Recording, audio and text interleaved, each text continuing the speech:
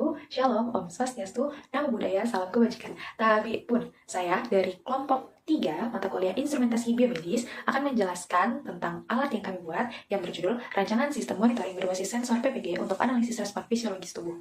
Sebelum itu, izinkan saya memperkenalkan nama anggota kelompok kami. Yang pertama ada Saif Khan Nazirun, yang kedua ada Fadlur Rahman Arif Mukhlis, yang ketiga ada Peggy Ivana Prayuda, yang keempat ada Feby Oktaviani, dan yang kelima ada saya sendiri, yaitu Rizky Marsyanda Putri Barata.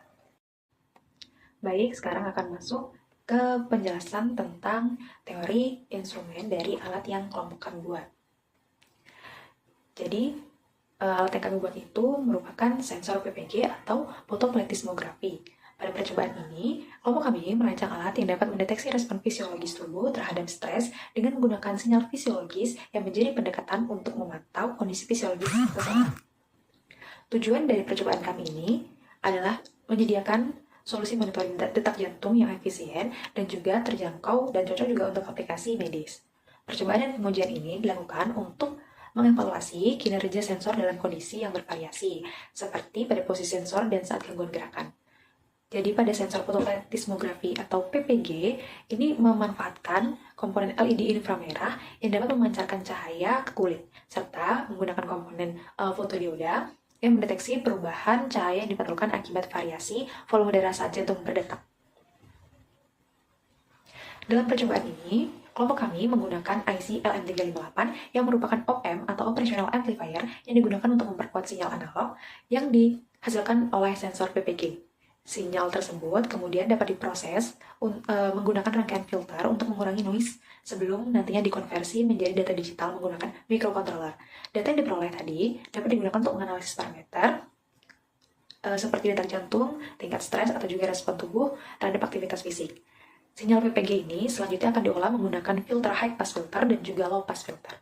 Setelah dilakukannya perhitungan untuk high pass filter dan juga low pass filter, maka dapat disimpulkan bahwa nilai frekuensi untuk HPF atau high pass filter sebesar 2,34 kHz dan juga low pass filter dengan nilai frekuensi 3,385 Hz. Jadi ini untuk penjelasan kita dalam pembuatan PPG. Di sini ada inputnya yaitu LED dan fotodioda. Lalu terhubung dengan resistor 220K dan 10K. Lalu terdapat kapasitor 4,7 mikrofarad. Lalu ada R3-nya 6,8 kilo ohm. Terdapat kapasitor dan resistor dengan kapasitor 100 mF dan resistor 680K. Dan di sini terdapat juga resistor dan LED dengan menggunakan terhubung dengan IC LM358. Jadi untuk inputnya itu LED dan fotodioda, outputnya itu LED. Jadi kita menggunakan 3 pin header. Yang pertama ini buat outputnya yang terhubung ke A0 pada Arduino, dan pin header 2 yaitu yang satu ke ground, yang satu ke tegangannya itu 5 volt. Jadi setelah dibuat semuanya, kita udah kode PCB layout. Ini adalah PCB layout kami. Nantinya PCB layout ini akan di-print di kertas transfer. Setelah disetrika, PCB kemudian dimasukkan ke dalam bijikan yang sudah dicampur dengan FPCA liter.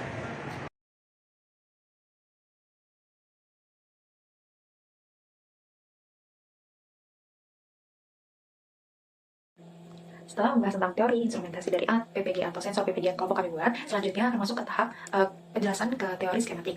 Jadi, sebelum masuk ke dalam rangkaian di PCB-nya langsung, kelompok kami melalui beberapa tahapan yang dimulai dengan mencari referensi artikel tentang alat yang akan dibuat, yaitu sensor PPG.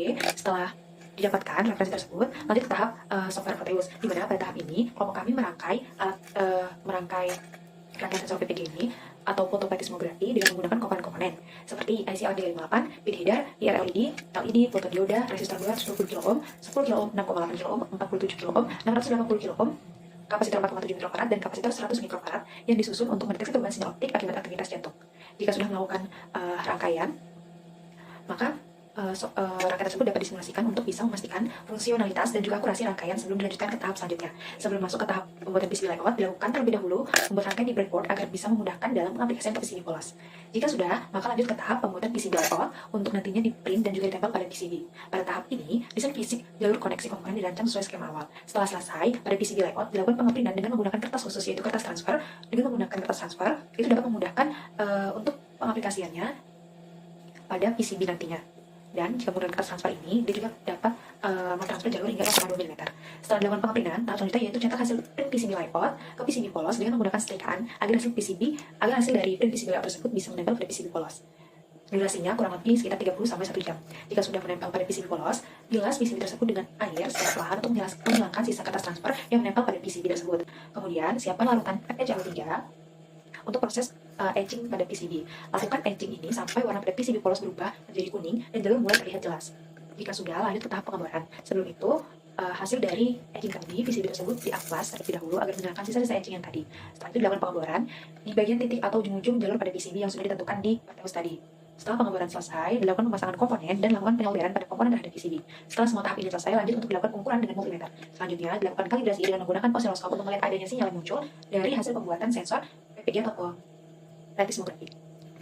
Jika sinyal sudah muncul, catat bagian VM, VRMS, dan VPP pada measure oscilloscope.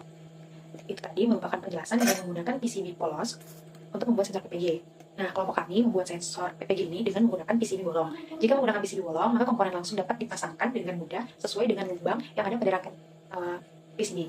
Sesuai dengan rangkaian sudah ditambah di Pateus. Setelah itu, dilakukan penyolderan pada PCB bolong dan komponennya. Kemudian, dapat langsung diukur dengan menggunakan osiloskop. Dan jika sudah selesai, maka seperti tadi bisa dicatat bagian VM, VRMS, dan juga VPP pada measure osiloskop. Dan selesai tahap untuk pembuatan sensor PPG atau fotoplatismografi. Terima kasih, kurang dan lebihnya kami mohon maaf. Kami akhiri. Wassalamualaikum warahmatullahi wabarakatuh.